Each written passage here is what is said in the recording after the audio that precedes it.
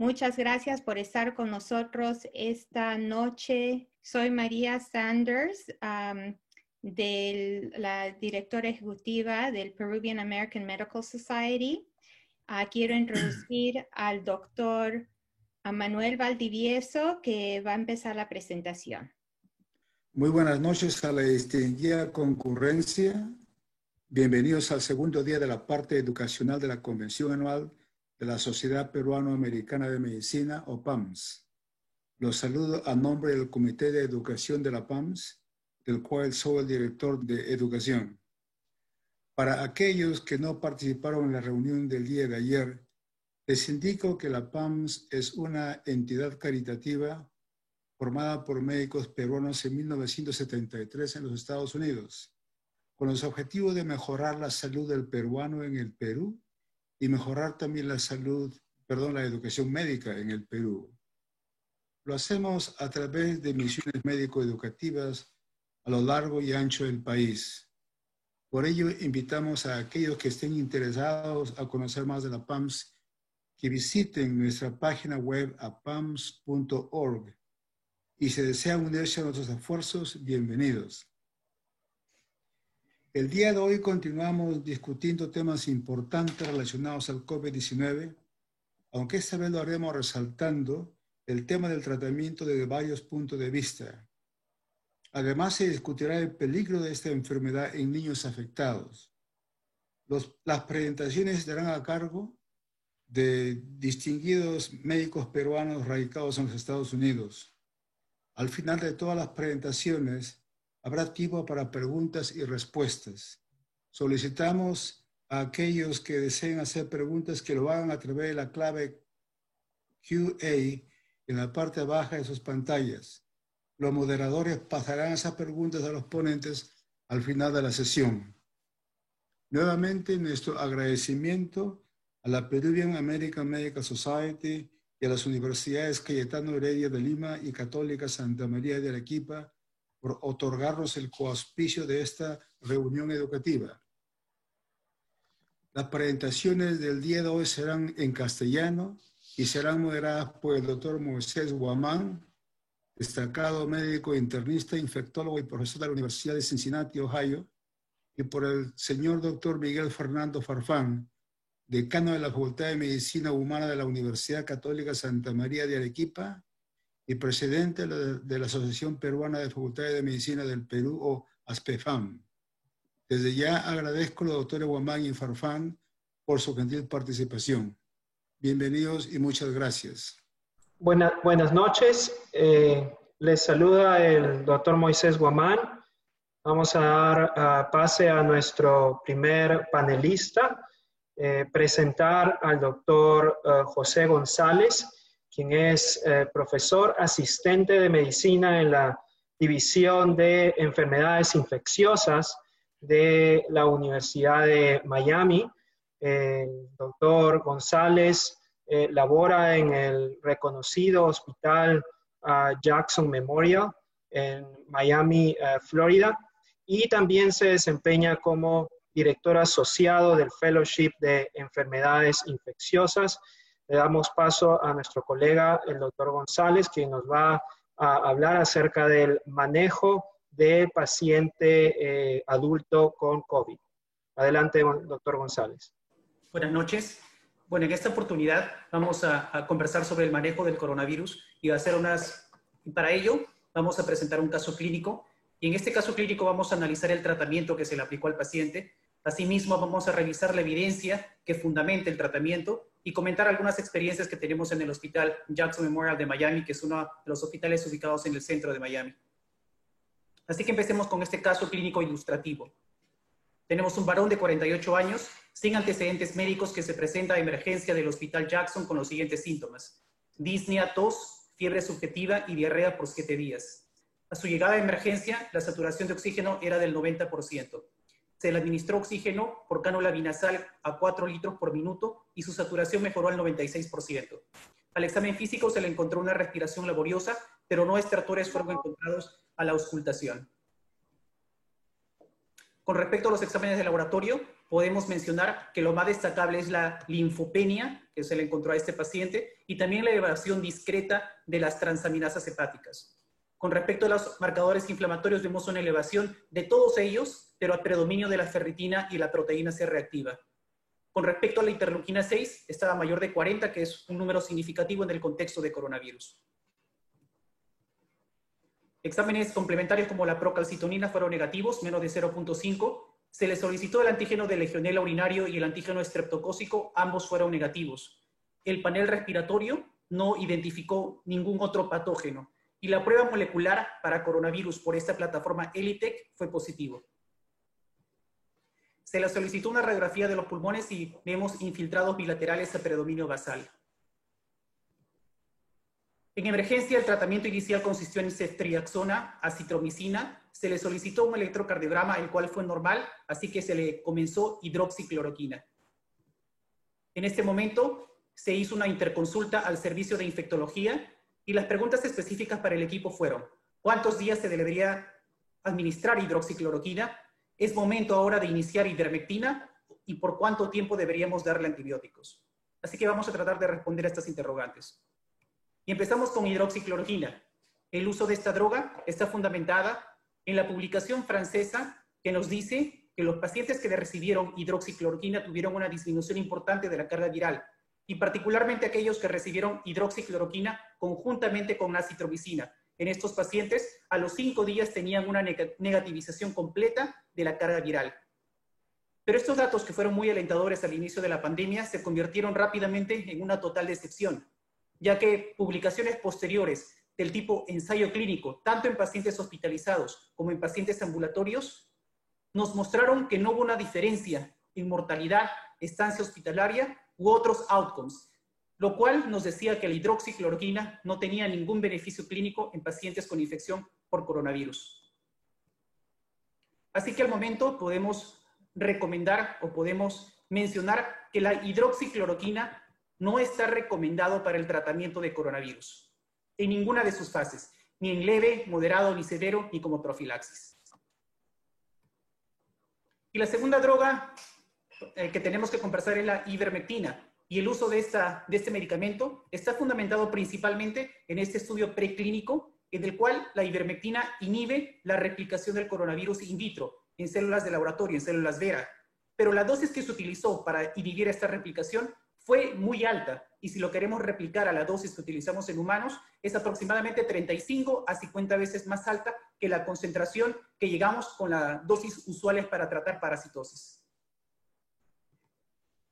La evidencia clínica del uso de la ivermectina es muy limitada, y una de las publicaciones que tenemos al respecto es esta publicación de un trabajo que fue realizado en Broward Health en Florida del Sur, en el cual los pacientes que recibieron ivermectina tenían una mortalidad más baja comparado con el resto de pacientes. Pero hay que mencionar que este estudio es del tipo retrospectivo, y sabemos que este tipo de estudios no guían el tratamiento, solamente sirven para formular hipótesis y con esto diseñar ensayos clínicos que prueben la eficacia del medicamento. Así que al momento, ya que no tenemos una evidencia convincente sobre la eficacia de la ivermectina, no se recomienda el uso de ivermectina para tratar coronavirus. Y esta recomendación está acorde con la formulada por el Instituto Nacional de Salud, el cual tampoco recomienda ivermectina. Y hay que ser enfático en esto.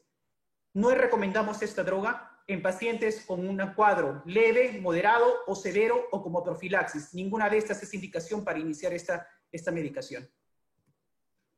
Hay que destacar que en pacientes con coronavirus leve, al momento, la recomendación es solamente terapia sintomática. No existe la indicación o la recomendación de terapia específica para coronavirus en este grupo de pacientes, tengan o no tengan factores de riesgo. Bueno, la siguiente pregunta, recordemos que nuestro paciente fue tratado inicialmente con ceftriaxona y acitromicina, y una de las preguntas formuladas fue por cuánto tiempo darle antibióticos a este paciente.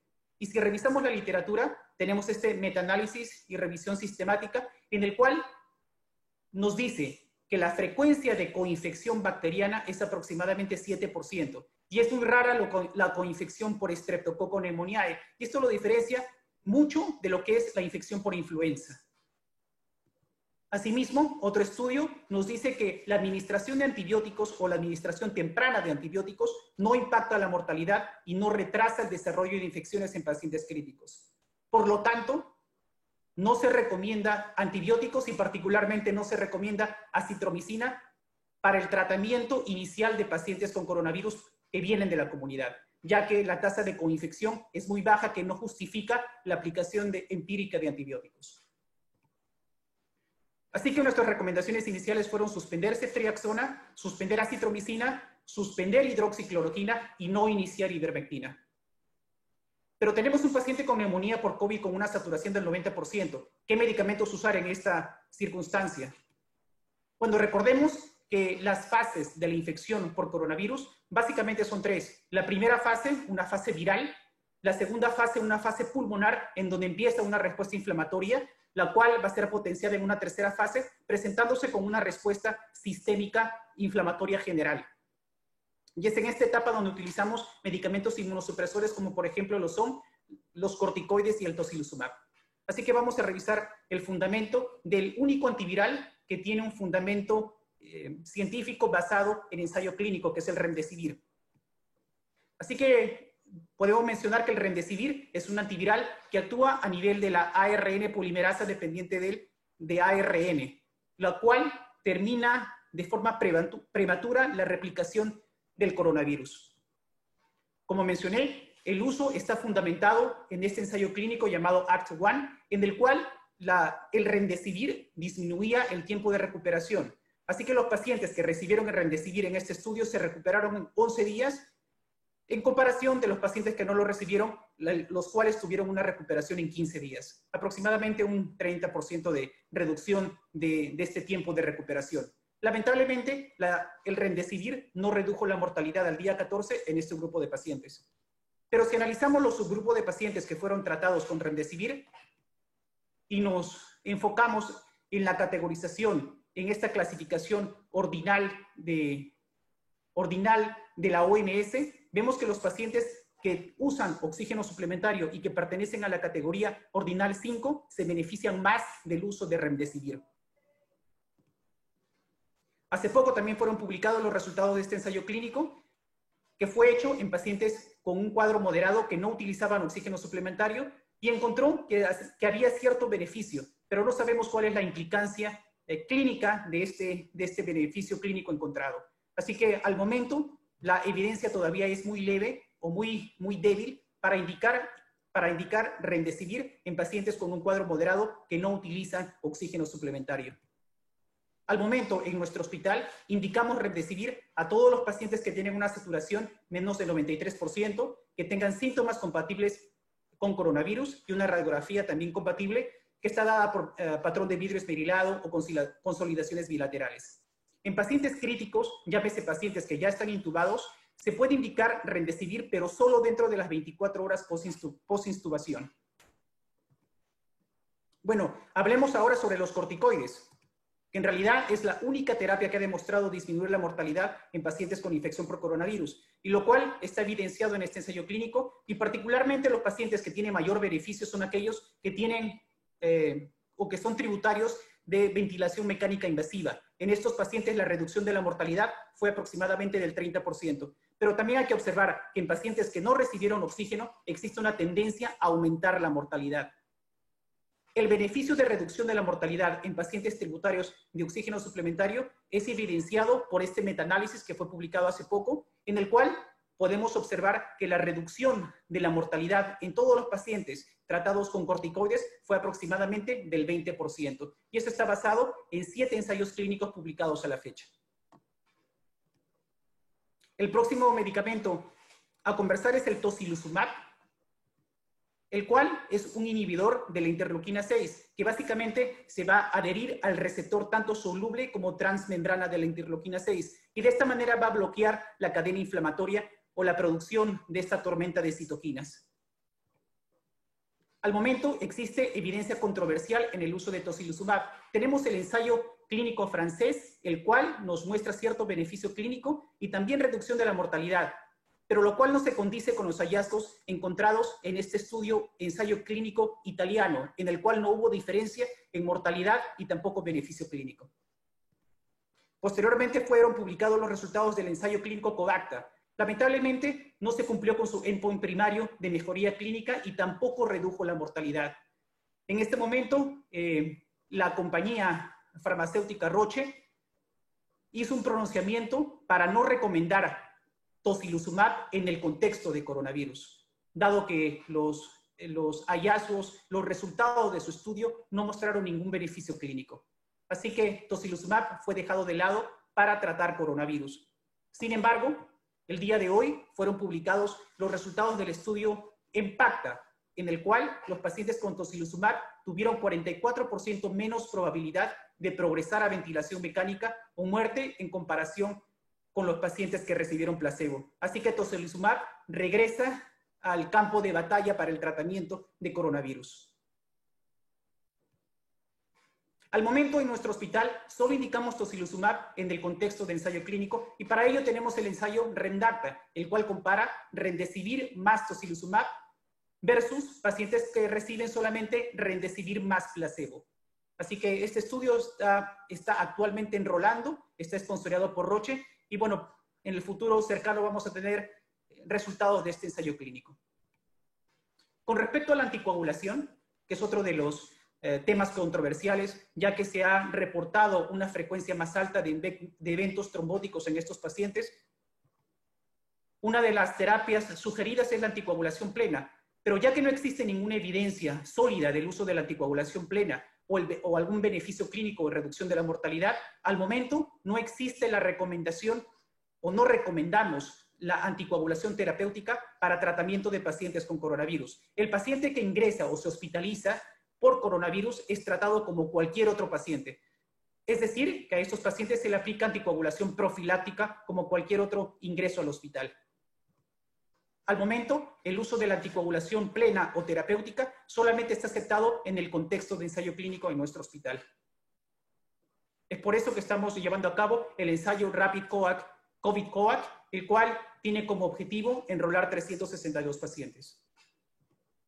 Bueno, hay que regresar a nuestro paciente. A nuestro paciente se le inició remdesivir, se le inició dexametasona 6 miligramos vía oral, se le inició profilaxis con enoxaparina y se le ofreció participar en el ensayo CODACTA a este paciente, que es el ensayo que evalúa el uso de tocilizumab, pero el paciente rechazó esta oferta.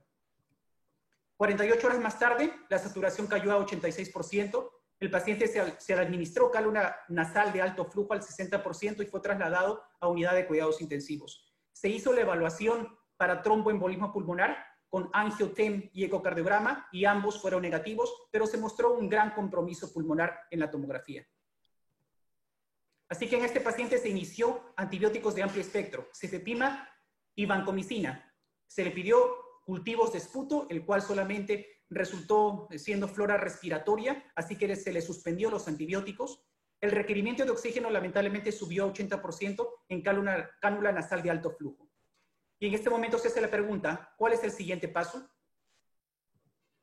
Bueno, tenemos otras terapias que estamos desarrollando en el Hospital Jackson Memorial, pero bajo el contexto de ensayo clínico. Entre ellas tenemos el plasma del convaleciente, la cual tiene dos indicaciones. La autorización del uso de emergencia del plasma del convaleciente, la cual fue aprobada hace poco, es por eso que se aplica de una forma más amplia y también lo aplicamos bajo el contexto de ensayo clínico, tanto en pacientes hospitalizados como en pacientes ambulatorios. Pero hay que resaltar que esto es solamente en pacientes ambulatorios, solamente en el contexto de ensayo clínico y esto va a ser desarrollado en otra charla posterior. También tenemos las células mesenquimales, las cuales se aplican en pacientes preintubados e intubados, la cual también hemos tenido cierto beneficio, pero claro, solamente en el contexto de ensayo clínico. También existe una aprobación para el uso de emergencia de células mesenquimales en el contexto de coronavirus complicado.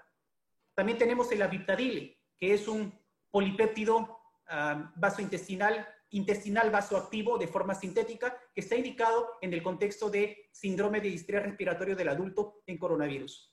También tenemos otros como el intercambio de plasma. Recordemos que gran parte de las complicaciones que están atribuidas al coronavirus es el desarrollo de estas tormentas de citoquinas.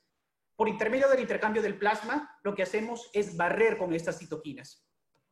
Otra de las terapias que tenemos en la Universidad de Miami es el óxido nítrico inhalado, la cual es un vasodilatador que mejora la perfusión pulmonar, pero también el óxido nítrico ha mostrado propiedades antivirales a nivel in vitro. Baricitinib es otro de los medicamentos que utilizamos, que este es un inmunosupresor perteneciente a la clase de los JAK1, que también tiene propiedades antivirales. Y por último tenemos la inmunoglobulina endovenosa, que está indicada en el contexto de ensayo en pacientes que tienen saturación menos del 94%. Así que si regresamos a nuestro paciente, se le administró una unidad de plasma del convaleciente, la oxigenación de este paciente comenzó a mejorar a las 48 horas y 7 días más tarde fue dado de alta sin oxígeno suplementario. Para concluir, podemos mencionar que la hidroxicloroquina y la ivermectina no están recomendadas para el tratamiento de coronavirus. No está indicado el uso empírico de antibióticos. El remdesivir es el único antiviral que ha demostrado beneficio clínico en pacientes hospitalizados. Sin embargo, no reduce mortalidad. Los corticoides son terapia de primera línea para pacientes hospitalizados con... ¿Escuchas ahora? Y es el único medicamento que disminuye mortalidad. ¿Sí? Los datos de tocilizumab. Perfecto. Y necesitamos más ensayos clínicos para determinar su eficacia. Bueno, esto sería todo. Les agradezco mucho. Y si quisieran más información sobre coronavirus, podrían visitar el canal de YouTube que tengo, donde se actualiza información constante sobre coronavirus. Muchas gracias. Muchas gracias, doctor González. Recordarle a nuestra audiencia que iremos a una ronda de preguntas al final de las exposiciones. Quiero agradecerle, doctor González, por la brillante exposición y la capacidad de sintetizar tanta información en este poco tiempo que tenemos. Entonces, pasamos ahora a nuestro segundo panelista de la noche. Es para mí un placer poder presentarles al doctor Carlos Maggi, quien es profesor asociado del Departamento de Pediatría de la Universidad de California, Irvine, y es también presidente y CEO del Pediatric Critical Care Group of America y el Pediatric Hospitalist of America, ambos en California. El doctor Maggi nos va a hablar acerca del síndrome multisistémico inflamatorio en niños. Adelante, doctor Maggi. Muchas gracias. Muchas gracias. ¿Podríamos tener el primer slide, por favor? Es un placer para mí estar esta tarde con ustedes para discutir, para conversar, para charlar sobre el síndrome multisistémico en niños. Primer slide, por favor. Vamos a revisar la epidemiología, vamos a revisar la posible patofisiología de este síndrome. Vamos a conversar sobre la presentación clínica y la diferencia que hay entre esta presentación y el síndrome de Kawasaki y el síndrome tóxico de shock. Y luego vamos a hablar un poquito sobre el tratamiento. Siguiente slide. Primero una revisión sobre la infección. Este slide ya es conocido por todos. La parte importante es la espícula gris, una glicoproteína. Siguiente slide. Que se adhiere al receptor ACE, que está localizado en el epitelio pulmonar y en el epitelio gastrointestinal de los niños. Siguiente slide. El virus penetra dentro de la célula, se reproduce y es expulsado de la célula para ir a infectar a otras. Siguiente slide. Hasta que toma por completo el epitelio y se produce la infección. Siguiente slide, por favor. Siguiente slide. A comparación en el lado derecho con las infecciones generales de los virus, en las cuales se ve un balance entre la respuesta inmunológica de defensa y la respuesta inflamatoria, se postula que en el COVID, que en la parte del slide de la parte izquierda, hay una respuesta exagerada inflamatoria en comparación con la respuesta de defensa inmunológica. Este desbalance es el que causa la sintomatología a partir del quinto o sexto día. Siguiente slide. Y acá tenemos una relación temporal entre la incubación del virus, entre los primeros días, la replicación del virus y el desarrollo de la inmunidad a partir del 5.º día, con el extremo derecho en el cual existe una respuesta exagerada de inflamación, que es la que causa los síntomas más severos. Siguiente slide, por favor. En los niños, desde febrero hasta el mes de abril, primero no teníamos un gran número de pacientes, y segundo, cuando se presentaban los pacientes, eran prácticamente todos asintomáticos, un 70% era asintomático, y el pequeño número de casos que teníamos era con síntomas muy leves, dolores de cabeza, un poquito de fiebre, mialgias, menos del 5% o casi el 5% de pacientes se requería hospitalización, y la mayoría era porque eran pacientes que tenían condiciones que los predisponían a la enfermedad, por ejemplo, asma, fibrosis quística, eran inmunosuprimidos o tenían problemas cardíacos. Esto cambió, siguiente slide, a partir del mes de abril, mayo y junio, empezamos a ver reportes de Francia, de Italia, de España, en los cuales se describía una entidad llamada síndrome multisistémico inflamatorio en los niños. A partir de ese entonces hemos estado un poquito más alertas a la presentación le vamos a llamar MISC, y ha habido un aumento considerable en cuanto a la frecuencia de la infección en niños. Siguiente slide, por favor. Entre los meses de marzo y julio, el total de casos en pacientes menores de 18 años era solamente el 2%, pero en agosto y septiembre hemos visto que esto prácticamente se ha cuadruplicado y estamos prácticamente llegando al 8%. Y desgraciadamente, estas cifras cambian todos los días, pero hasta el mes de septiembre, al comienzo de septiembre, esta era la cifra. Siguiente slide, por favor. Para nosotros que vemos pacientes hispanos, es importantísimo recordar que en la población latina o hispana y la población afroamericana se ve con mucho más frecuencia que en la población caucásica, y este gráfico refleja esto. Siguiente slide.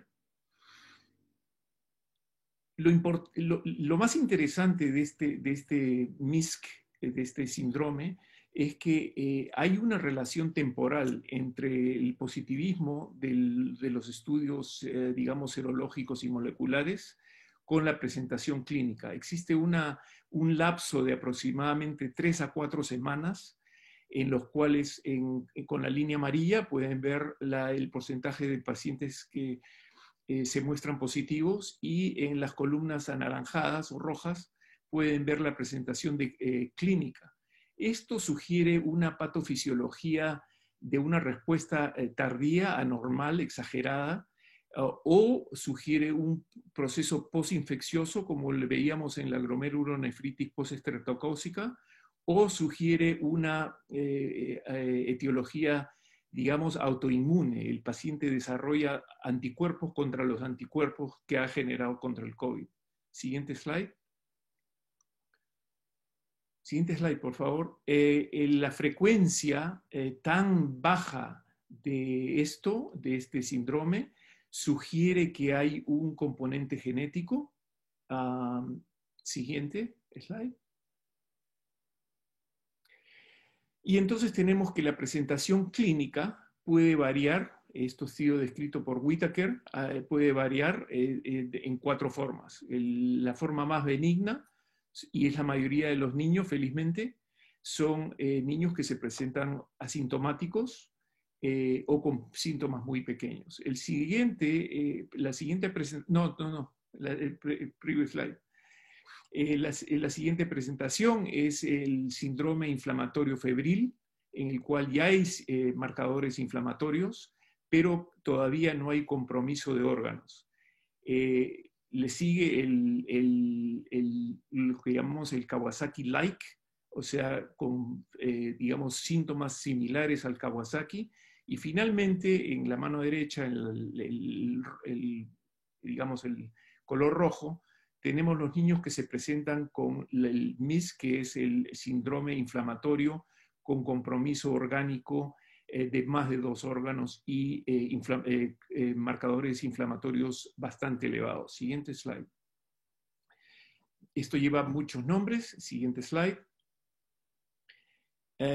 Pero las condiciones, digamos, para definir el MISC son 4. Nosotros seguimos el Centro para el Control de Enfermedades y esto requiere 4 criterios. El criterio número 1 es el criterio pediátrico, menores de 21 años. Tiene que tener uno de los siguientes criterios, fiebre de todas maneras o calentura. Un marcador inflamatorio elevado, puede ser la proteína C reactiva, la velocidad de sedimentación, la ferritina. Siguiente slide. Y tiene que tener por lo menos 2 órganos comprometidos, que generalmente son el sistema gastroenterológico, el sistema cardiovascular y el sistema hematológico. Pero puede ser también el dermatológico, respiratorio y neurológico. Siguiente slide. El impacto sobre el sistema cardiovascular es bastante frecuente y es bastante severo. 80% de todos los niños se presenta con algún compromiso cardiovascular. Siguiente slide. Y de este compromiso, lo que más llama la atención en este slide es que hay una elevación de la troponina y del péptido natriurético beta entre un 50 y 75%, lo cual nos indica que hay un proceso inflamatorio de la fibra cardíaca que felizmente es responde bastante bien a los corticosteroides. Al 90% de los pacientes se les hace un ecocardiograma y se les ha demostrado de que uno de cada 3 pacientes tiene una fracción de eyección disminuida del corazón y un 25% se presenta con arritmias cardíacas. Siguiente slide. Acá ya tenemos una diferenciación en cuanto a edad y en cuanto a los otros órganos. Vemos hay 3 edades críticas, ¿no? Menos de 5 años, entre los 5 y los 12, y entre los 13 y los 20. En los 3 grupos etarios se ve que hay un compromiso gastrointestinal severo, más del 90%, generalmente es un dolor abdominal bastante severo.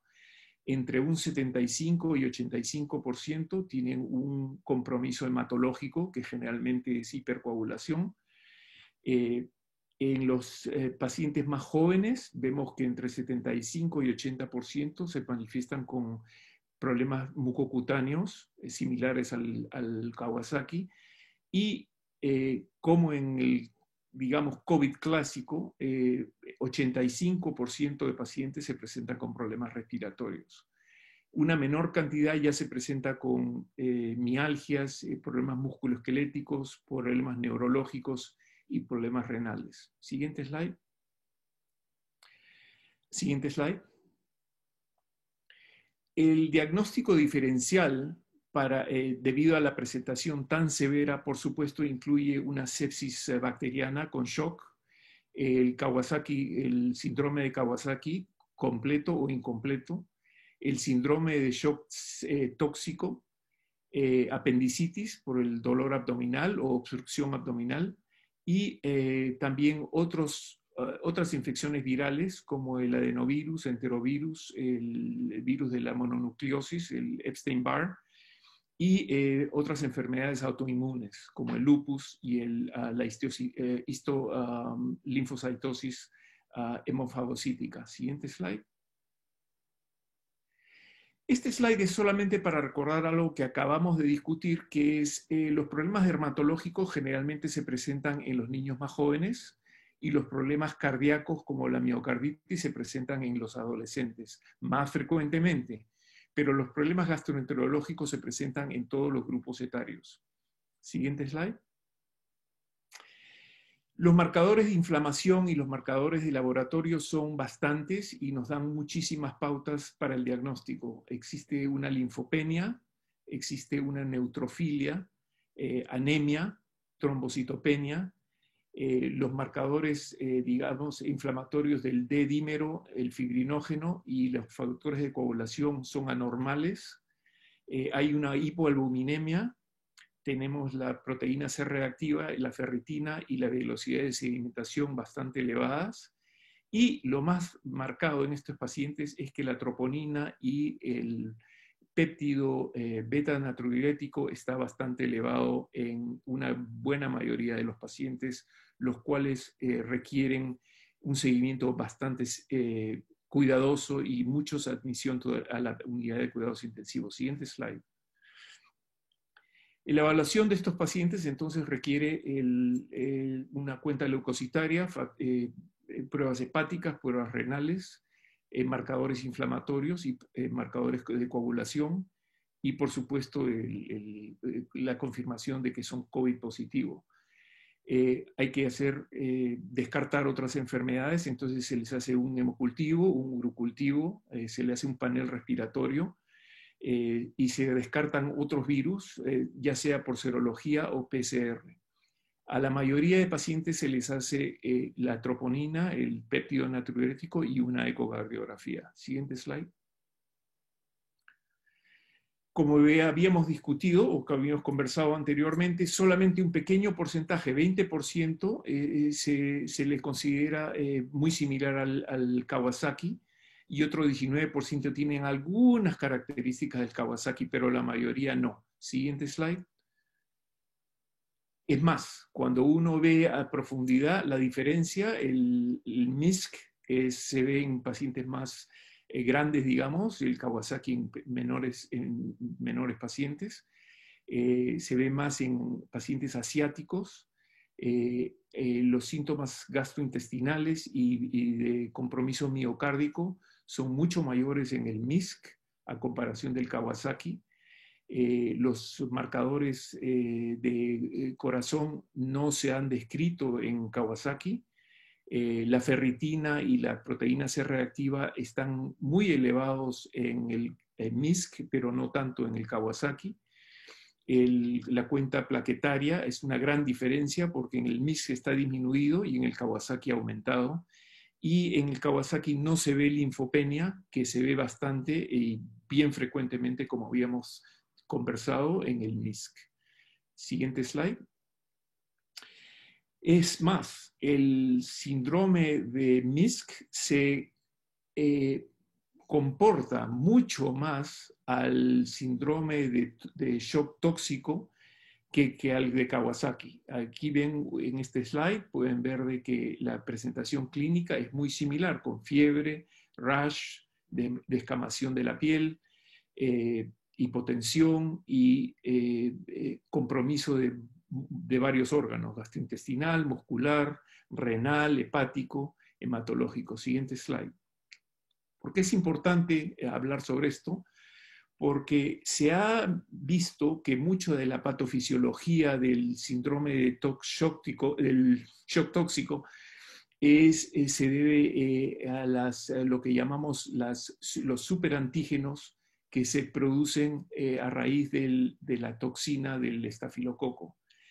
Estos superantígenos, al ser fagocitados por el APC, es Antigen Presenting Cell, cuando interactúan con el linfocito, lo estimulan a crear lo que se llama la tormenta de citoquinas y estimular la producción de las citoquinas por el linfocito.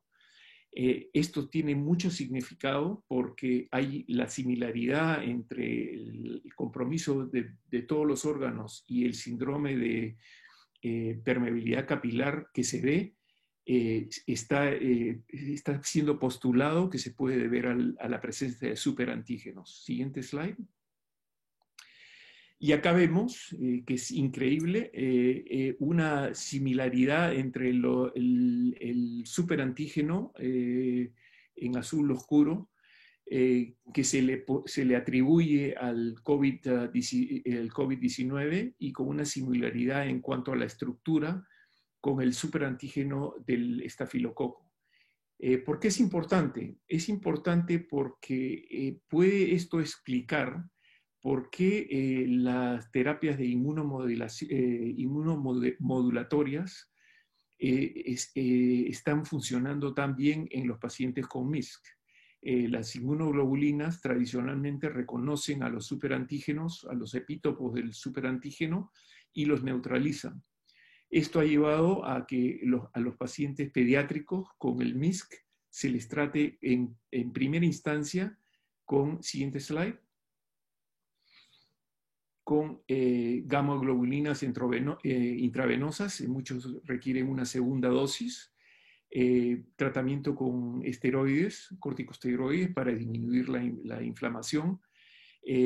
Por supuesto que hay que usar anticoagulantes en forma profiláctica en estos niños, y en un pequeño porcentaje, cuando la inmunoglobulina y los esteroides no han funcionado, se ha intentado tratarlos con inhibidores de la interleuquina 6 y de la interleuquina 1. Siguiente slide. El tratamiento, por supuesto, no es solamente con gamma globulinas y esteroides, sino también requiere tratamiento de soporte, buena hidratación, terapia respiratoria con oxígeno, en muchos casos oxígeno de alto flujo por vía nasal. Muy pocos niños necesitan ser intubados, y aspirina. Debido a la similaridad con pacientes con COVID, estamos usando aspirina en estos pacientes. Siguiente slide. El mensaje a llevarse a la casa es, número 1, el MIS es un síndrome nuevo que aparece temporalmente relacionado con una infección, una exposición al COVID. El timing es de aproximadamente 3 a 4 semanas después de la exposición, y lo cual sugiere una inmunidad adquirida. Tiene muchas similaridades con el Kawasaki, pero la presentación prominente varía significativamente. En estos pacientes prevalece la disfunción cardíaca, la coagulopatía y los síntomas gastrointestinales.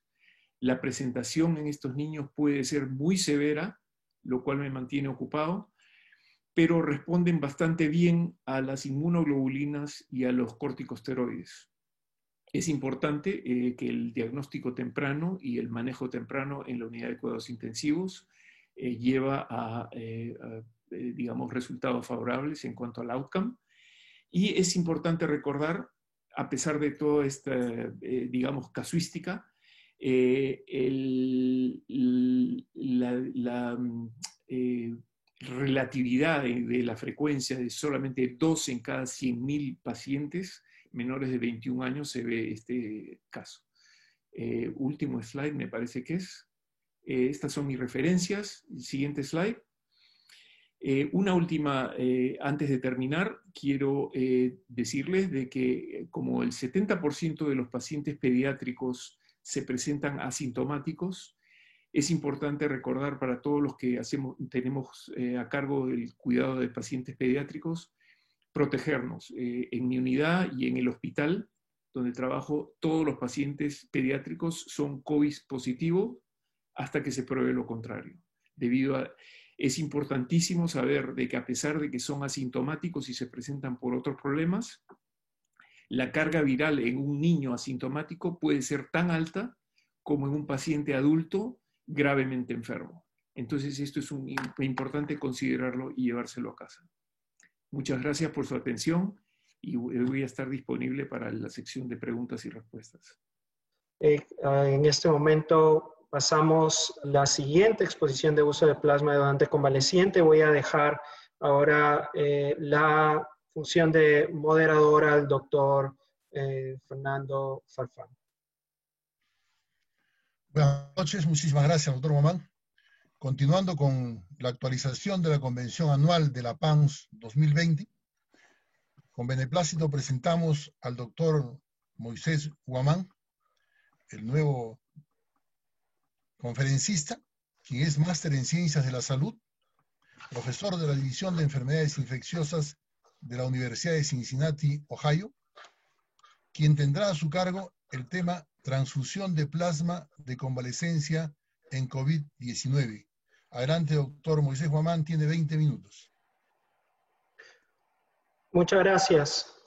Bien, agradecer nuevamente a los organizadores y a la PAMS. Comenzar con el esquema del uso de plasma convaleciente. Todo programa de plasma requiere o inicia con el paciente enfermo que se recupera satisfactoriamente y luego a través de un método generalmente de aferesis se obtiene el plasma, que es la sustancia líquida de la sangre, se empaqueta en una unidad de transfusión y esta unidad debe de contener estos llamados anticuerpos que neutralizan al virus. Y esto es lo que se transfunde a los pacientes, ya sea de forma profiláctica o terapéutica. Esta diapositiva es simplemente para recordarles que las terapias pasivas con anticuerpos, que es donde se encuentra el plasma convaleciente, no son algo nuevo, sino que es una estrategia que se utiliza desde 1890. Incluso antes de que hayan aparecido los antibióticos como betalactámicos y las sulfas en 1930, 40, se utilizaron inicialmente para ciertas infecciones bacterianas, infecciones que producían toxinas. Más recientemente se han utilizado en el campo de la infectología principalmente para enfermedades virales, pandemias, epidemias, incluyendo la influenza. Hay experiencia con el SARS, el MERS, que son otros coronavirus. También hay cierta experiencia con el Ebola. Entonces, esto no es algo que haya surgido recién, sino que tiene todo un antecedente histórico de buenas experiencias. Contando, por ejemplo, este metaanálisis que fue publicado hace ya unos años en los Anales de Medicina Interna, que muestra cómo el uso de productos sanguíneos convalecientes en la pandemia de la influenza española que sucedió hace un centenar de años, disminuyó la mortalidad en aproximadamente 41%. Ahora, este slide simplemente para recordarles que los anticuerpos tienen distintas funciones. Dentro de esas funciones, lo que más nos interesa para el uso de plasma convaleciente es la capacidad de ciertos anticuerpos de neutralizar al virus. Eso quiere decir que se unen a ciertas porciones específicas del virus, incluyendo esta proteína Spike, ¿no? De forma que evitan que el virus vaya a ingresar a la célula huésped y de esa forma se corte el ciclo vital del virus. Tienen una propiedad básicamente antiviral, que es lo que se conoce hasta el momento. Y eso se ha visto en estudios preclínicos, este elegante ensayo, grupo de experimentos publicados en la revista Cell, donde en un modelo animal que es sensibilizado a infección por SARS coronavirus B, se le inocula el virus y luego a un grupo de estos ratoncitos se les da plasma de paciente convaleciente COVID-19. Y como pueden ver acá en las barras rojas, luego de 1 día y 3 días de la inoculación, la carga viral en el pulmón de estos ratoncitos era mucho menor en aquellos ratoncitos que reciben el plasma convaleciente en comparación a los controles de donante sano, así como donante convaleciente de otros virus como MERS y SARS, con también una menor producción de enfermedad inflamatoria en el tejido, en la histopatología de los pulmones. Ahora, pasando nuevamente ya ahora a la experiencia en poblaciones, vemos acá la información que viene de la experiencia en el protocolo de acceso expandido de la Clínica Mayo, donde se enrolaron aproximadamente 80,000 pacientes, pero esta publicación referente a los 20,000 pacientes que se reclutaron en los primeros meses indica que la incidencia de efectos adversos serios fue bastante baja, mucho menor, como pueden ver ustedes acá, al 1%. Incluso la mayoría de ellos fueron determinados no relacionados con la infusión del plasma convaleciente. Entonces podemos ver que en la experiencia que se tiene hasta el momento, esta estrategia es bastante segura. Los efectos adversos severos son muy, muy bajos, incluso más bajos de lo que se reporta históricamente con productos sanguíneos, cualquiera fuera el caso.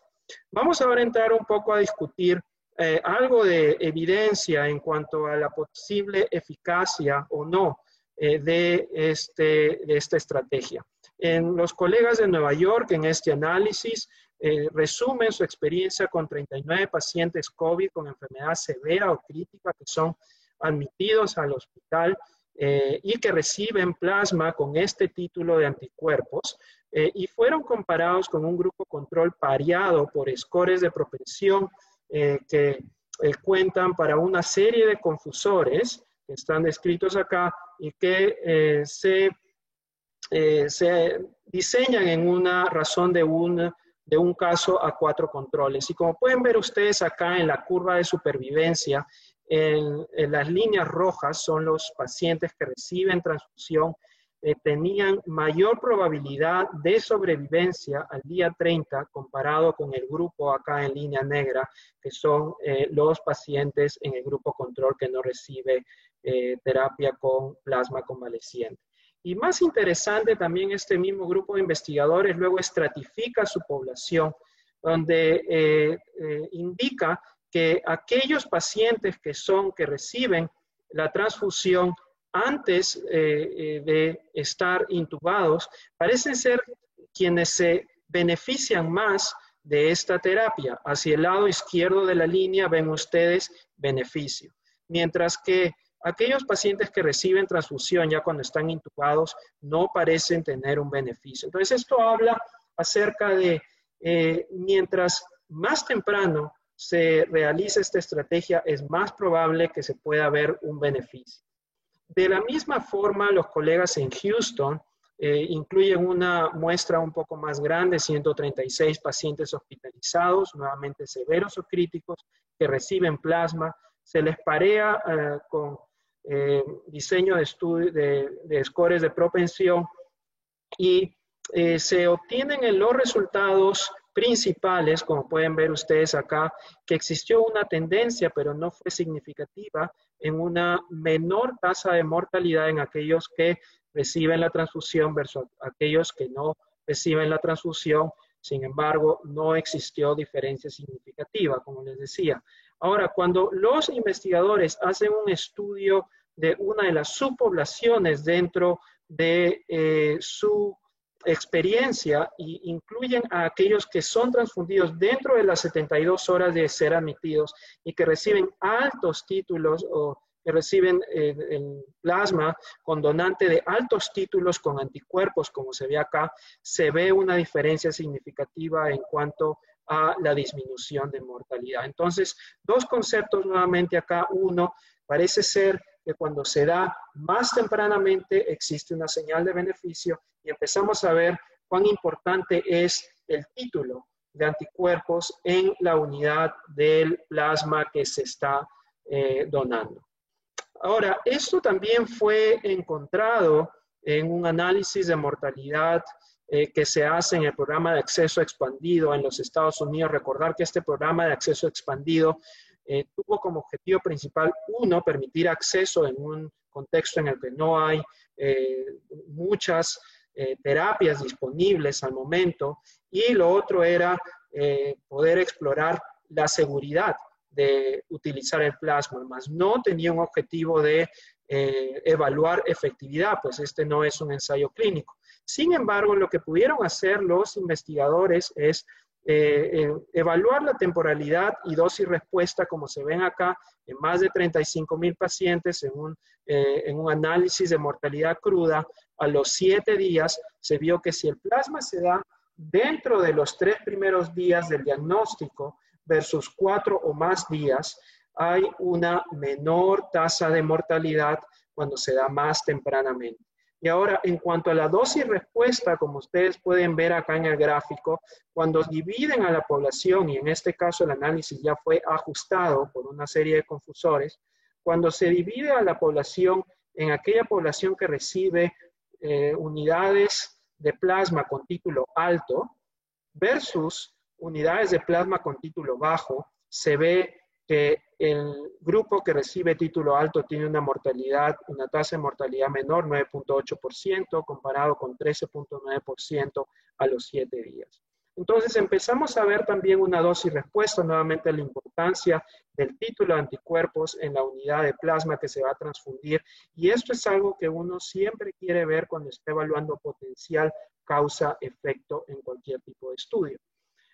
Veamos ahora lo que se reporta en el primer ensayo clínico publicado, que fue el proveniente de China. Este es un estudio en una población de hospitalizados en 7 centros, todos ellos con neumonía, donde se les randomiza a recibir ya sea cuidado rutinario o plasma del convaleciente más cuidado rutinario, y el objetivo primario fue evaluar el tiempo a la mejoría clínica en 28 días. Lamentablemente, y esto va a afectar los resultados y la interpretación, este estudio fue terminado tempranamente. Solamente se enrolaron 103 pacientes de los 200 planeados.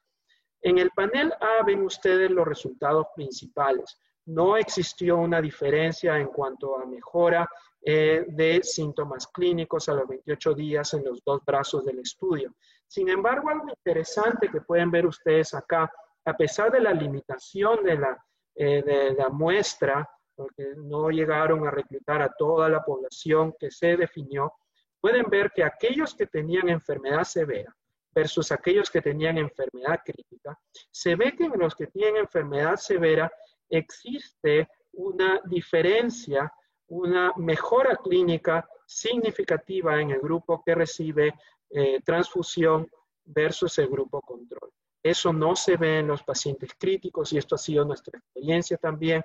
Parece ser que si hay un beneficio, esto probablemente se da en etapas tempranas. Cuando ya se utiliza muy tardíamente, es difícil ver un efecto. Y esto probablemente va, como les mostraba en el estudio preclínico, y se puede ver muy bien acá, que el plasma convaleciente, probablemente su principal función está en la capacidad antiviral.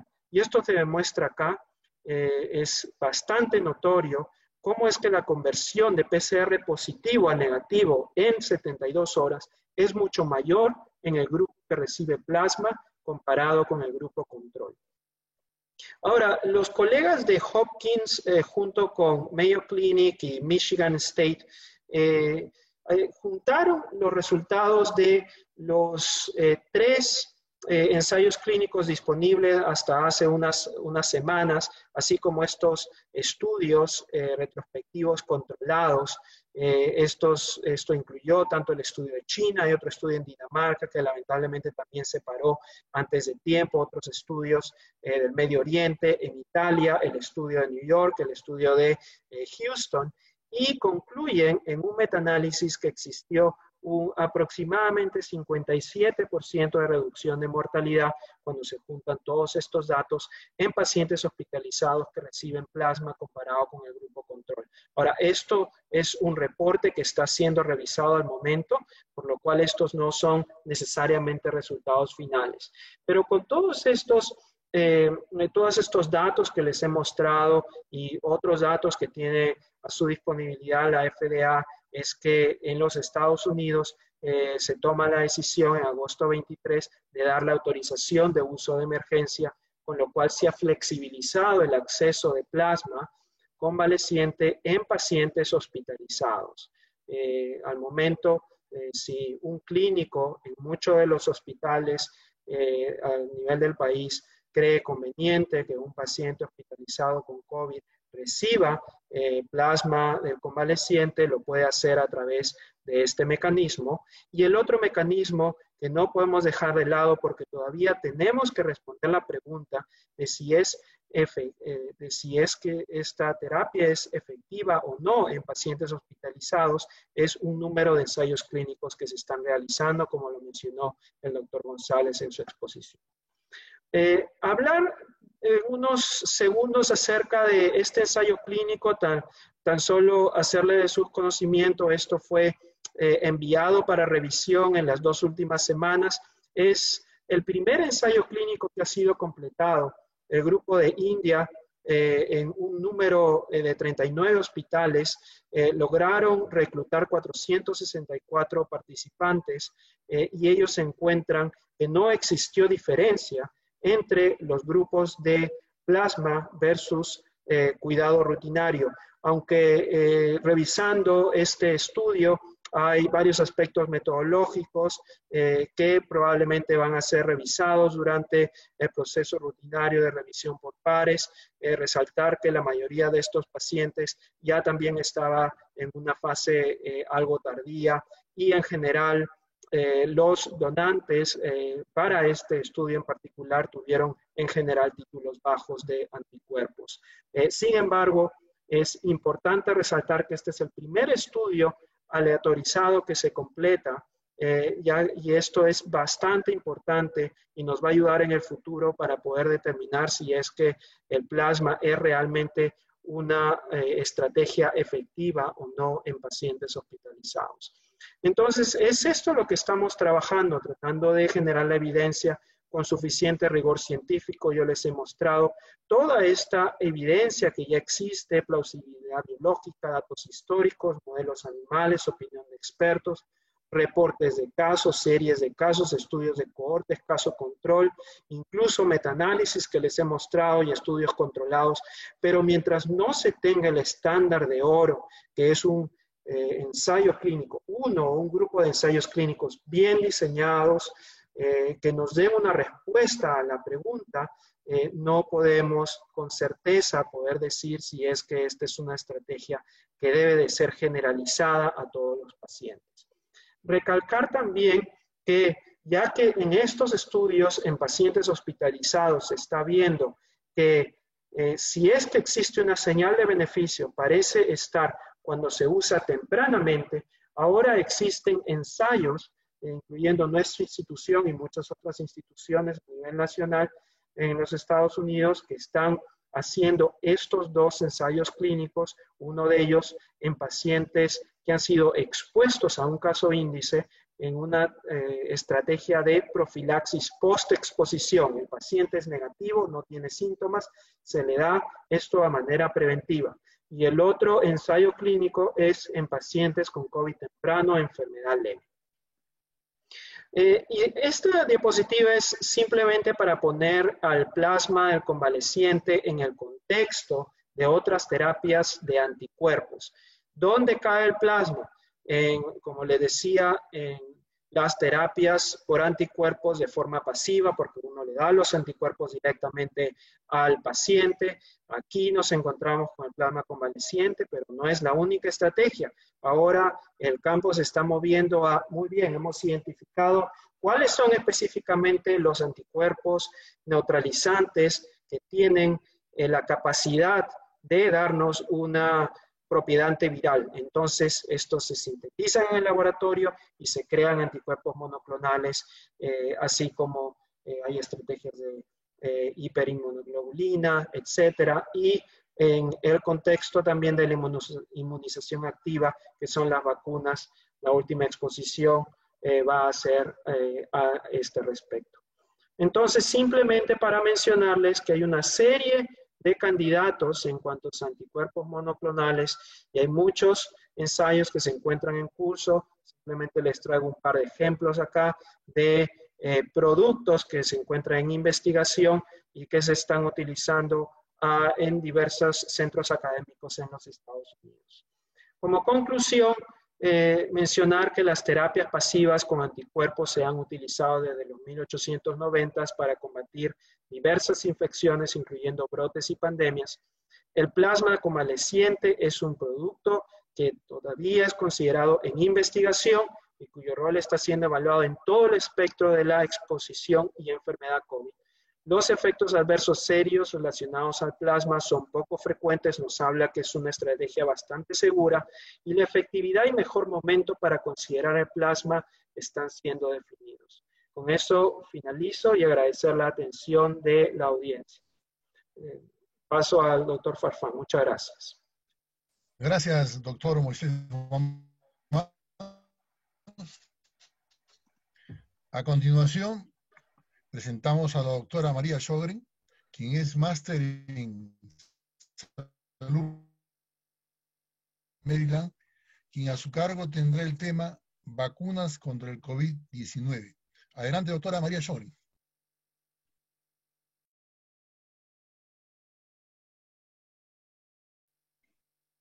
La pandemia ocasionada por el virus SARS-CoV-2 ha azotado al mundo entero, pero ven ustedes en este mapa, se ha ensañado especialmente con el continente americano, tanto Norteamérica como todo Latinoamérica y especialmente nuestro querido Perú. Entonces nos parece una cosa muy importante lo que hemos hecho durante estas 2 noches, de entender la epidemiología, los casos clínicos y también la manera de tratar y de prevenir esta enfermedad. La siguiente, por favor. Las vacunas tienen modelos tradicionales y modelos en tiempo de pandemia.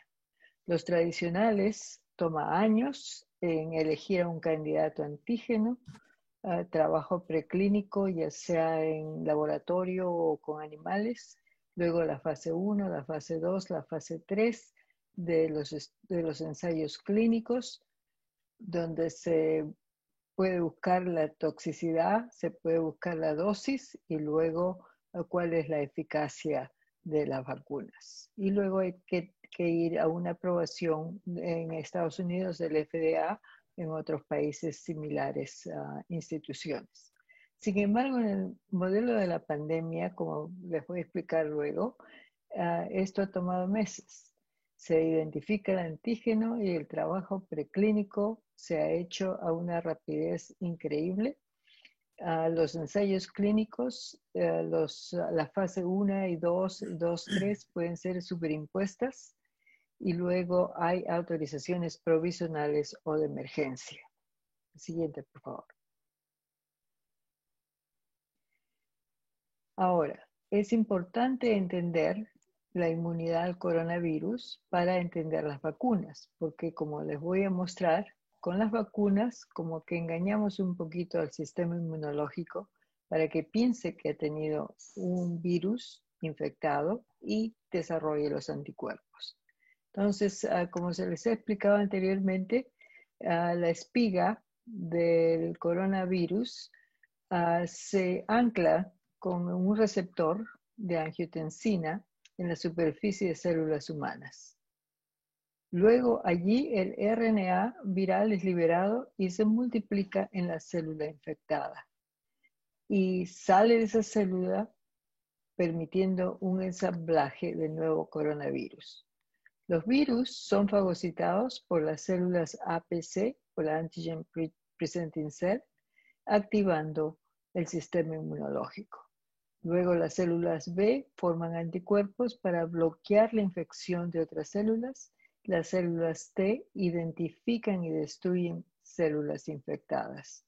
Y estas células B y T tienen memoria y proveen inmunidad. Lo que no se sabe en el coronavirus es por cuánto tiempo. Este es un esquema del coronavirus. Aquí están las espigas, que son las que se han tomado para hacer las vacunas. La siguiente, por favor. Aquí, si se inyecta una vacuna, igual que en el sistema inmunológico que les expliqué anteriormente, el Antigen Presenting Cell lo va a fagocitar y luego va a estimular la producción de anticuerpos, ya sea por la T o la B celular. La siguiente, por favor. Entonces, miren ustedes la rapidez. En diciembre de 2019, el coronavirus SARS-CoV-2 es identificado como causa de esta infección respiratoria importante. En enero de 2020, los científicos chinos descifran el genoma del virus y lo publican para que el mundo entero lo conozca y para que los científicos del mundo puedan ayudar a conseguir una solución. Actualmente hay muchísimas vacunas en diferentes fases de estudio. En principal hay 37 ensayos clínicos en humanos, 10 de ellos en fase 3 y 3 vacunas que están aprobadas como uso limitado. Se utilizan diferentes plataformas para la preparación de estas vacunas. Siguiente, por favor. Acá en negrita les pongo las importantes en el sentido de que están bastante avanzadas. Las genéticas, el RNA, el mensajero RNA o el DNA, los vectores virales, ya sean inertes o con capacidad de replicación, las proteínas virales, el virus inactivado, otros más que existen, pero como le digo, estas tres son las que vamos a hablar esta noche porque son las que están más avanzadas en su desarrollo. La siguiente, por favor. Acá para explicarles cómo es que se produce la vacuna con el mensajero RNA. Entonces, se conoce porque se conoce el genoma del virus y se conoce cuál es la configuración de la parte del espía que nos interesa, y esa se hace en el laboratorio una mRNA sintética y se inyecta usualmente en el músculo deltoides del brazo, donde el ribosoma lo toma y le va a mandar el mensaje que construya todas estas proteínas virales. Entonces, por eso les decía, engañamos al sistema inmunológico, vamos a poner este sintético y le vamos a decir, produce todas estas proteínas virales y luego estas proteínas virales van a estimular la producción de las células B y T, como les dije anteriormente. La siguiente, por favor. ¿Cómo es que vemos esta vacuna en los seres humanos? En julio del 2020, la Casa Moderna y los Institutos Nacionales de Salud de mi ciudad, de acá de Bethesda, Maryland, publicaron este artículo donde hay una fase 1 con 45 voluntarios de edad de 18 a 55 años y estudian 3 dosis, 25, 100 y 250 microgramos. Dan 2 dosis a los voluntarios 28 días aparte. Y lo principal que quieren ver es la toxicidad y luego también evaluación de la inmunidad. El siguiente, por favor. Aquí analizando la inmunidad por un método ELISA que ellos desarrollan en el laboratorio.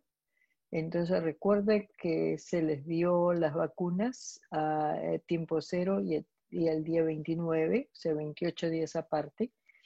Y entonces pueden ver rápidamente que la primera vacunación en rojo tuvo anticuerpos, pero no tan grandes en cantidad como los que están en el rosa peruano. Ven ustedes que especialmente con esta dosis de 250 microgramos, hay más de 1 millón de unidades en este anticuerpo ELISA.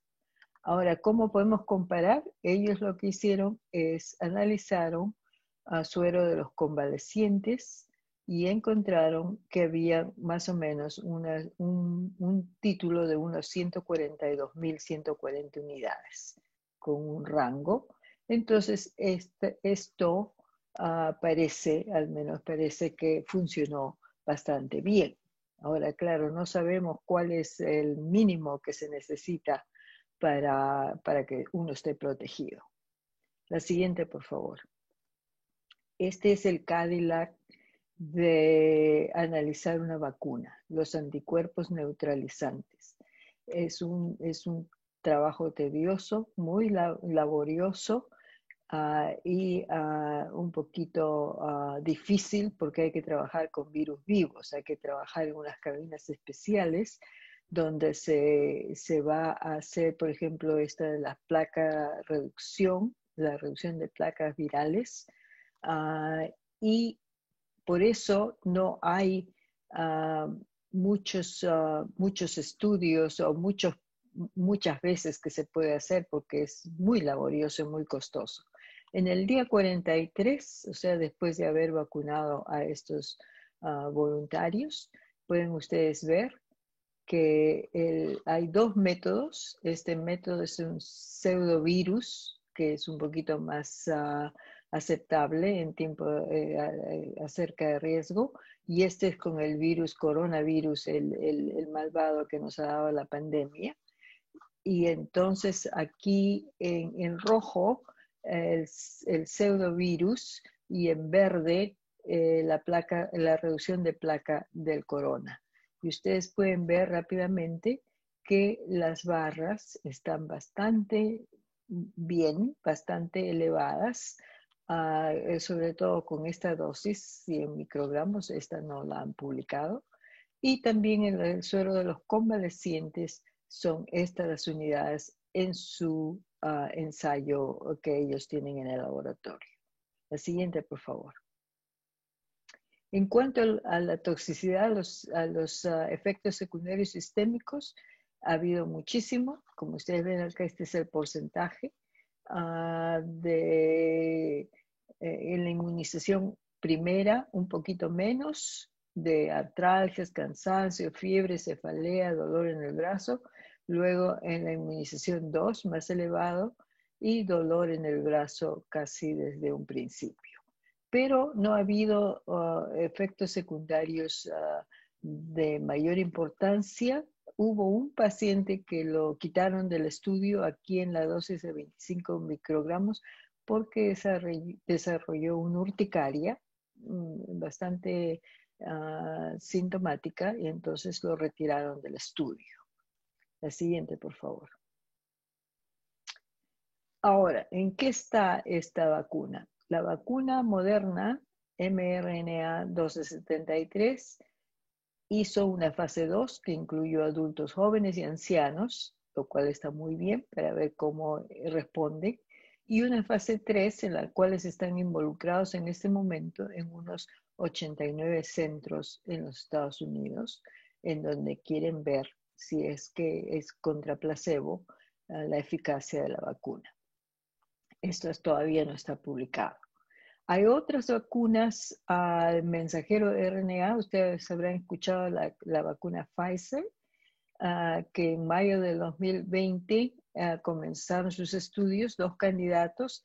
El BNT162B2 es el que escogieron porque tenía menos efectos secundarios, y en julio de este año comenzaron su fase 3, incluyendo pacientes o voluntarios de Estados Unidos, Argentina y Brasil. Y ayer escuché en las noticias que les está yendo tan bien que piensan pedir autorización al FDA de Estados Unidos a finales de octubre. Vamos a ver. El CureVac es una vacuna alemana que también les está yendo muy bien. Está en una fase 1 y fase 2 y están avanzando rápidamente. La siguiente, por favor.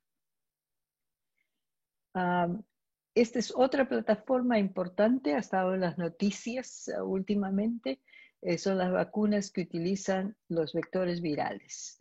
Entonces, no hay ninguna vacuna aprobada con este método, con el vector viral inerto, pero sí hay muchísimos estudios preliminares, inclusive con otros coronavirus. Por eso es que han podido avanzar tan rápidamente, porque ya estaba montada la plataforma para otros virus, y lo único que han hecho, bueno, digo lo único, como si fuera tan fácil, pero lo que han hecho es reemplazar con este nuevo virus. Acá les pongo las 3 que están, digamos, en boga. La AstraZeneca, que utiliza un vector inerte chimpancé, de un adenovirus de chimpancé, no de humano, no que infecta al humano.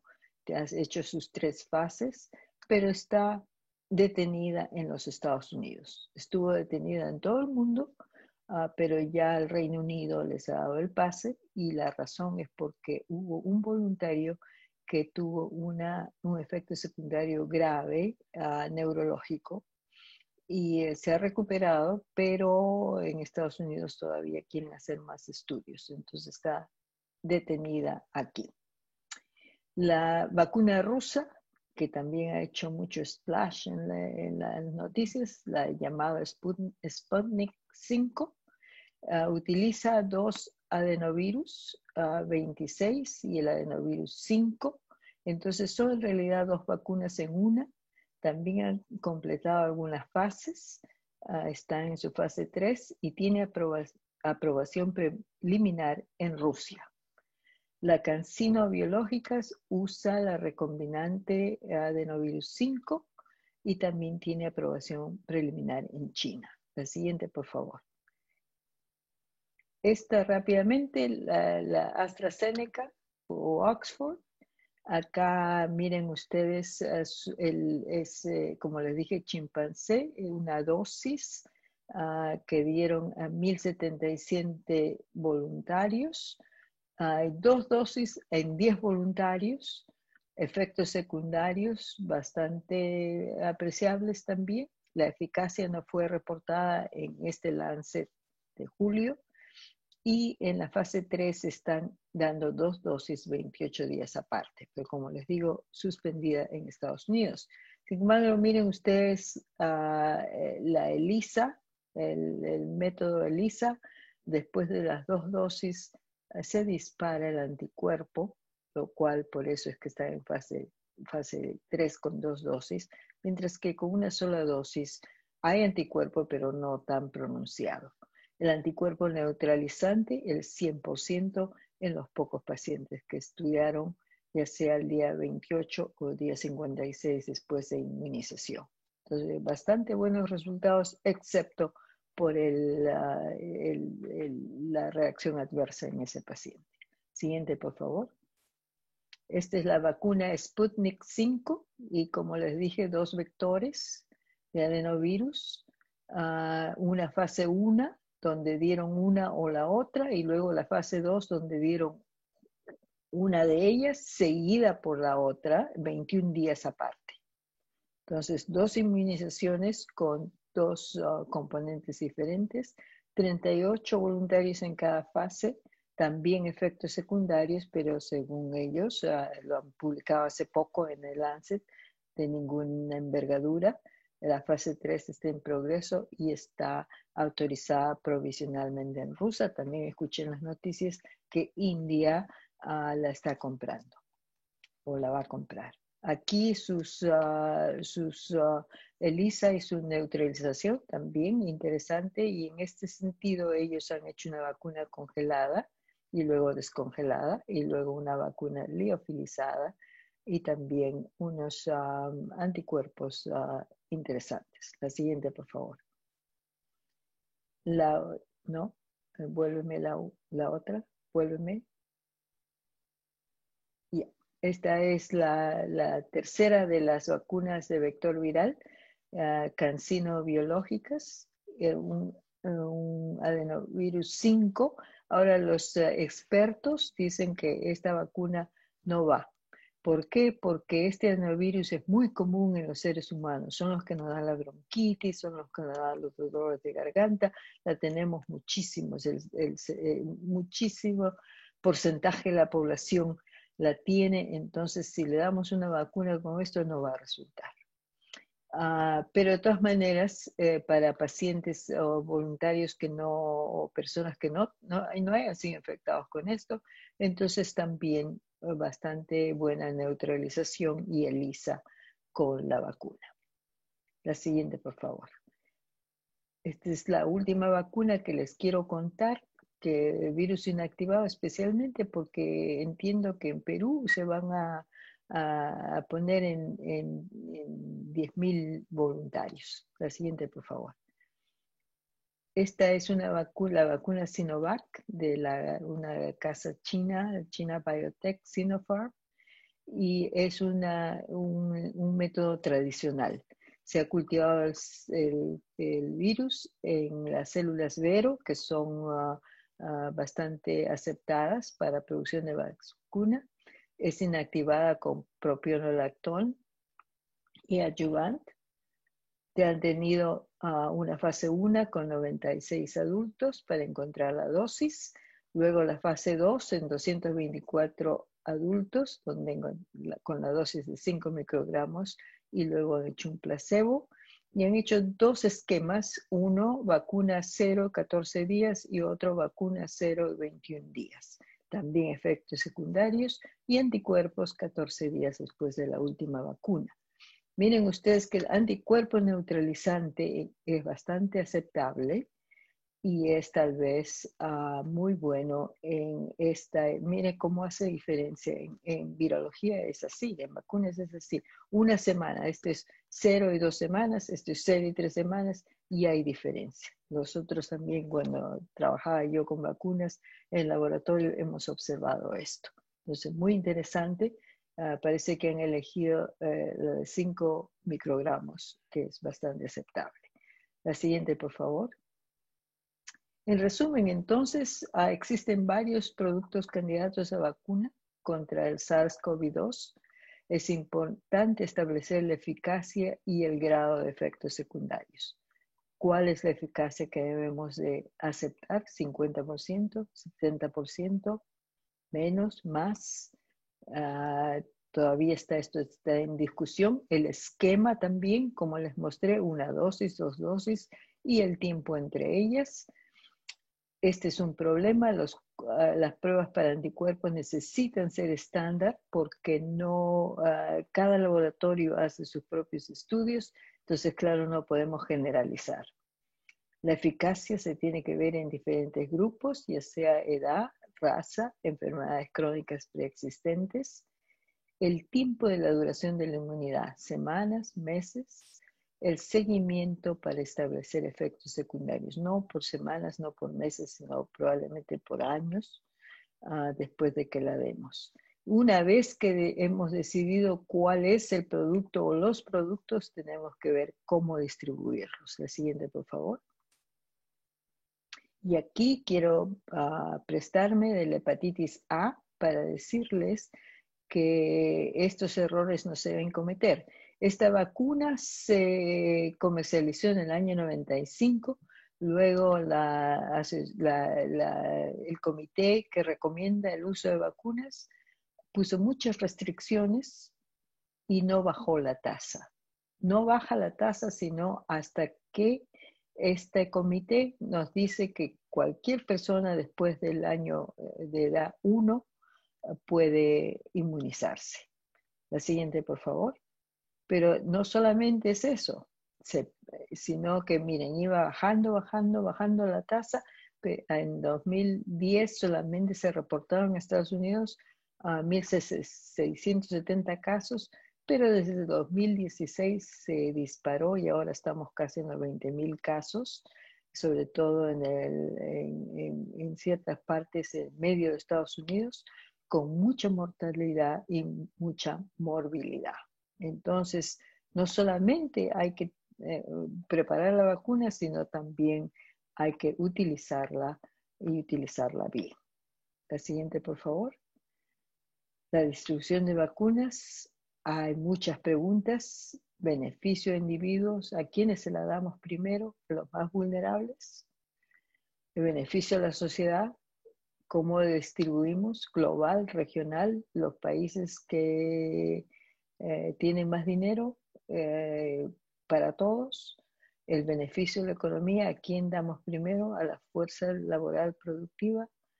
Hay muchos problemas éticos y morales que tenemos que resolver. Hay buenas publicaciones en este momento que nos están llamando la atención de cómo es que vamos a distribuir las vacunas, y lo tenemos que hacer rapidito porque parece que sí, como fines de año tendremos una vacuna, una o varias vacunas. Muchas gracias. Gracias, doctora María Sodre. Bueno, vamos a ingresar a las preguntas. Le encargamos al doctor Guamán, por favor, que inicie sus preguntas con sus expositores. Adelante, doctor Moisés Guamán. Gracias, doctor Farfán. Excelentes exposiciones. Déjenme abrir la plataforma de preguntas. Comenzando, doctor González, si pudiera hacer algún comentario o recomendación para lo que es manejo de paciente COVID ambulatorio, paciente que todavía no está en el hospital? ¿Algún comentario? Sí, en este tipo de pacientes, pacientes ambulatorios con un cuadro clínico leve, la única recomendación es dar tratamiento sintomático. Al momento no existe ningún tratamiento específico antiviral que pueda ser efectivo para el coronavirus o para evitar la progresión de pacientes leves o de pacientes o de manejo ambulatorio para evitar la progresión a un paciente complicado. Así que al momento solamente tratamiento sintomático y lo más importante es la monitorización cercana del paciente. Me refiero con esto a la saturación de oxígeno. Si un paciente tiene falta de aire, y bueno, idealmente esto se controla con un pulsoxímetro, así que de repente la recomendación a nivel general sería en esta época de pandemia tener un pulsoxímetro en casa. Y cuando la saturación ha bajado por menos del 95%, es en este momento en que el paciente necesita una atención hospitalaria. Así que estas son las principales recomendaciones. Muchas gracias, doctor. Y también mencionar una pregunta del público acerca de el riesgo de reinfección y por cuánto tiempo se espera tal vez que la inmunidad proteja a un individuo. ¿Algún comentario al respecto? Sí, claro. Bueno, la inmunidad es compleja y si hablamos de anticuerpos neutralizantes, nos podemos basar en los estudios hechos a nivel de China y del Reino Unido. En estos estudios se determinó que los pacientes infectados con coronavirus a los 2 meses tenían una disminución, el 60% de ellos tenía una disminución importante de los anticuerpos neutralizantes. Pero claro, esto solamente si basamos la inmunidad protectora solamente a anticuerpos. Pero esto no sucede así. La inmunidad es más compleja que eso y también incluye a la inmunidad celular. No sabemos por cuánto tiempo los pacientes infectados por coronavirus tienen protección con la inmunidad celular. Me refiero a las células T. Si aplicamos conceptos de SARS-1 o MERS, probablemente esta inmunidad celular nos proteja por más tiempo, probablemente más allá de 1 año, pero esto todavía está en investigación constante. Muchas gracias, doctor González. Doctor Carlos Magui, parece que tenemos una buena audiencia y cantidad de preguntas al respecto de población pediátrica. Muy afortunado de tenerlo a usted en la mesa virtual. Comenzar tal vez con una pregunta que tengo en general. No ha habido tiempo tal vez de conversar de esto, pero con su experiencia, ¿podría contarnos un poco acerca del manejo del paciente pediátrico hospitalizado? ¿Algún aspecto que le gustaría resaltar? Bueno, si vemos la presentación clínica de los pacientes pediátricos, hay 4 presentaciones, ¿no? La presentación, digamos, clásica, que es el periodo de incubación, el periodo de replicación, el periodo de infección y pacientes que se presentan con síntomas muy leves. Estos pacientes, el tratamiento es simplemente de soporte. Si necesitan oxígeno, hacerles un ecocardiograma, pedirles pruebas de inflamación para ver qué tanto marcador inflamatorio tienen y ver si hay algún otro órgano comprometido. Si solamente está comprometido el sistema respiratorio, que es la presentación clásica del COVID de adultos, entonces el tratamiento es igual que el de adultos. Si el paciente necesita hospitalización y necesita oxígeno, sí les damos remdesivir, sí se les empieza en corticosteroides y sí se les empieza en tratamiento hematológico profiláctico con Lovenox. Si el paciente ya empieza a demostrar sintomatología o signos de Kawasaki, depende. Si es Kawasaki completo, se le trata como Kawasaki. El Kawasaki completo, como ustedes saben, se necesita un periodo febril, más 4 de los criterios, que son la conjuntivitis, la mucositis, linfadenopatía, el rash y la descamación de la piel. Entonces, cuando hay un Kawasaki completo, se les trata a los pacientes con inmunoglobulinas, con aspirina y en algunos casos, cuando hay compromiso cardíaco, con corticosteroides.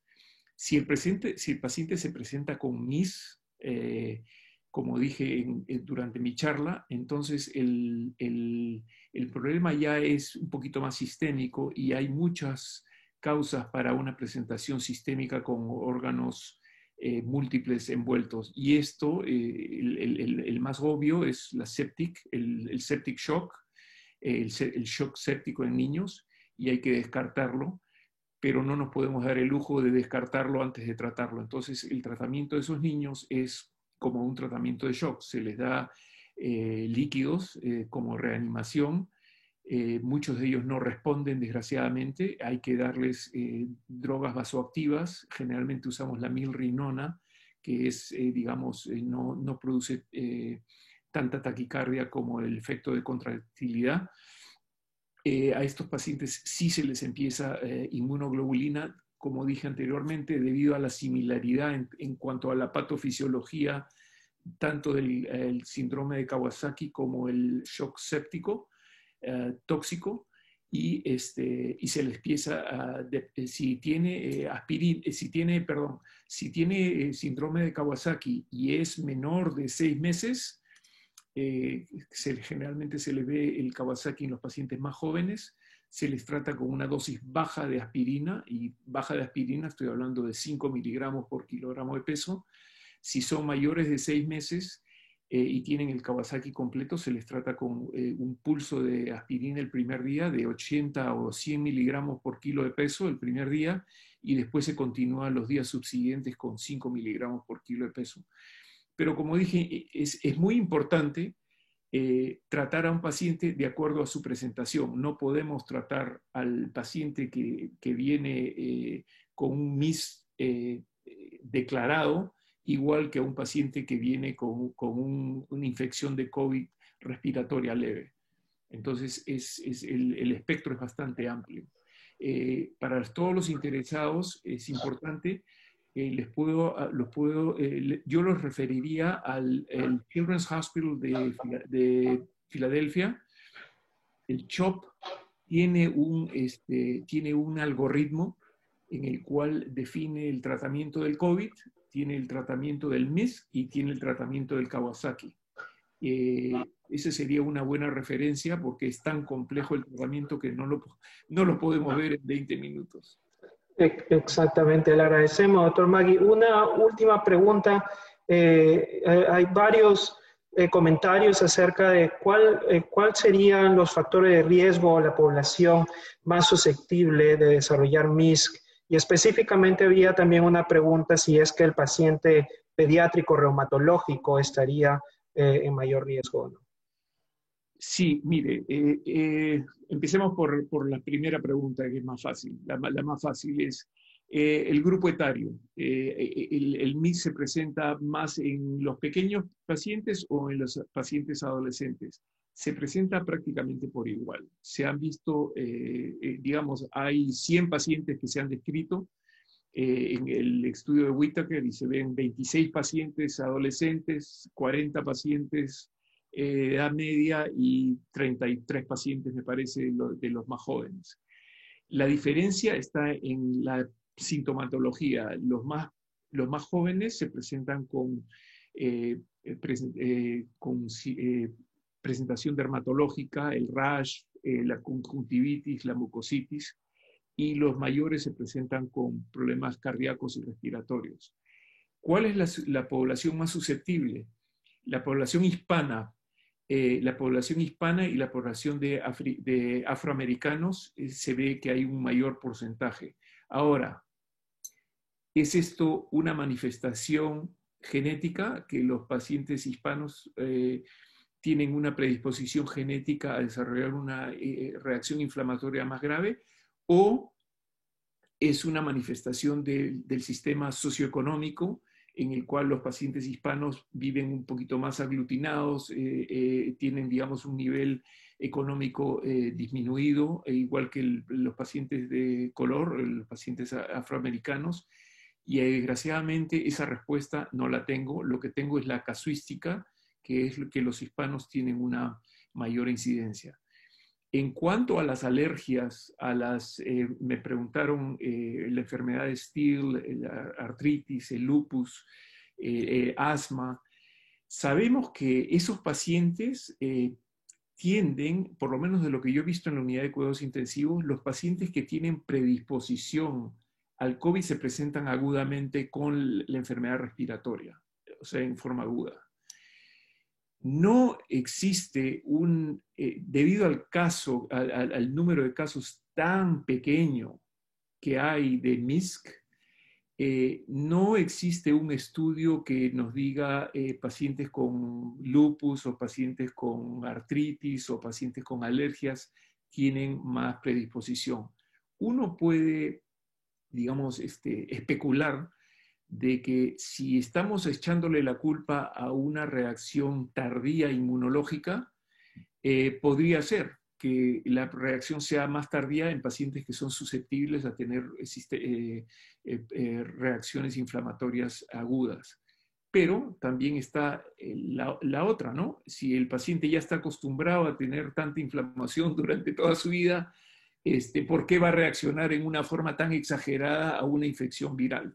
Entonces, esa respuesta no se conoce. Desgraciadamente, recién estamos aprendiendo y el número de casos que tenemos a nivel mundial es muy pequeño como para, digamos, especular o sacar conclusiones al respecto. Muchas gracias nuevamente, doctor Magui. Doctor Farfán, le doy el pase. Muchas gracias. Gracias, doctor Guamán. Bueno, tenemos varias preguntas en relación a lo que es la transfusión de plasma de convalecencia, doctor Guamán. Y trataremos en aras del tiempo, más o menos, de resumir cuáles serían, nos solicitan, los criterios para que estos pacientes se conviertan en donantes de dicho plasma y este plasma de transfusión de convalecencia, ¿en qué momento de la infección del COVID sería utilizado? Bien, tal vez empezar por la última parte. En general, los datos están mostrando que mientras más temprano se utiliza, es donde se encuentran las señales de beneficio. Entonces, yo diría específicamente en paciente hospitalizado, tratar de hacerlo dentro de las 72 primeras horas. E incluso, como estábamos viendo, estamos haciendo ensayos incluso en el estadio ambulatorio, ¿no? Entonces, mientras más temprano, mejor. Ahora, en cuanto a su primera pregunta, el donante, hay mucha heterogeneidad en cuestión de producción de anticuerpos, pero en general el momento en que una persona se convierte en donante, basados en, por ejemplo, guías de la FDA, es que el paciente tiene que estar sin síntomas por al menos 28 días. Se puede hacer donación si el paciente ha estado sin síntomas por entre 14 y 28 días con una prueba molecular negativa, para asegurar de que ya no hay, al menos de esa forma, presencia del virus en la prueba molecular. Eso es en general. Ahora, hay estudios que demuestran que si ya uno espera demasiado, por ejemplo, 3 meses después de haberse recuperado, ya los títulos de anticuerpo bajan. Entonces, se trata de no tomar donantes que sean demasiado tardíos luego de 3 meses de haber tenido la enfermedad. Y hay ciertos criterios que se están encontrando que pueden asociarse con mayores títulos, ¿no? Como por ejemplo, si una persona es varón o si es la edad a mayor edad o a enfermedad más severa, se ve que hay mayor producción de títulos. Esos son un poco los criterios para donación o lo que nos podría ayudar a seleccionar ciertos donantes que puedan tener mayores títulos de anticuerpos. Gracias. Y por último, doctor, ¿cuántas unidades de plasma se requieren para la transfusión de plasma de convaleciente que nos hacen la pregunta? Y al final, ¿cuál sería su interpretación, su sugerencia, la posibilidad de implementar la transfusión de plasma de convalecencia en COVID en lo que son primer nivel de atención en el Perú? Por ejemplo, utilizarlo por lo que son las postas, establecimientos, utilizarla por los serumistas. ¿Qué opinión tiene, doctor Guamán? Ya, la primera pregunta es la más fácil. 1 a 2 unidades es lo que se está recomendando. Cada unidad son 200 a 300 mililitros de plasma. 1 a 2 unidades es lo estándar. En ciertos pacientes tal vez habremos utilizado más de 2 unidades, pero eso es lo que se recomienda en este momento. En cuanto a poder utilizar a nivel de atención primaria, yo creo que tenemos que ser cautos, como lo dijo el doctor González, lo repetí yo en mi exposición, todos estos estrategias en la fase ambulatoria también están en ensayos clínicos. Entonces todavía no se puede decir, no, esto es una terapia que se tiene que difundir a todo nivel. Esperemos los resultados de los ensayos clínicos y en base a eso, con las experiencias que ya se están haciendo en Perú, Perú tiene, que sepa yo, por lo menos 3 ensayos clínicos que se están haciendo, uno en el MINSA, otro en el Salud y otro en las prácticas privadas. Estos se pueden expandir si es que se encuentra que esta es una estrategia que es efectiva, ¿no? Pero con cautela esperemos los resultados de los ensayos clínicos. Gracias. Gracias, doctor Román. Doctora María Sjögren, le hemos visto el otro día en la reunión aquí de la Academia Nacional de Medicina. En el Perú está en estudio un tipo de vacuna. ¿Cuál es su opinión de la vacuna que está en investigación en el Perú? La vacuna peruana es una vacuna muy interesante, un trabajo intenso que se ha hecho y es una vacuna con una ingeniería molecular en salmonella. Y ha habido estudios preliminares tanto en animales pequeños como en cerdos, y se ve que la vacuna tiene mucho futuro en el sentido de ser protectora. Sin embargo, el problema es que es muy costoso traducir todo esto para una vacuna de uso clínico. Sin embargo, me parece que se está haciendo el esfuerzo, se está coleccionando los fondos, se está aplicando algunos grants para poder seguir esto, llevarlo a cabo. Entonces, me parece que es un galardón para el país, de donde sabemos que no tiene tantos recursos como otros países de otras partes del mundo, que haya surgido esta iniciativa y que sea exitosa a un nivel científico. Muy bien, doctora. Y al final, de acuerdo a la evaluación de todas las vacunas que están en estudio en este momento, y de todas las que he explicado, nos preguntan si usted daría algún tipo de recomendación a la población peruana debido a la raza, a la situación sociocultural, alguna recomendación de las vacunas que están en estudio a nivel mundial. Bueno, las vacunas son bastante interesantes. Lo que no se sabe es cómo la eficacia, por ejemplo, la del mensajero RNA, muy interesante, pero no se tiene tanta sabiduría, no se ha aplicado, no se ha probado para ninguna otra enfermedad. Entonces algunos de los expertos se preguntan, así tengamos eficacia en miles de personas, eso nos lleva a darla a millones de personas.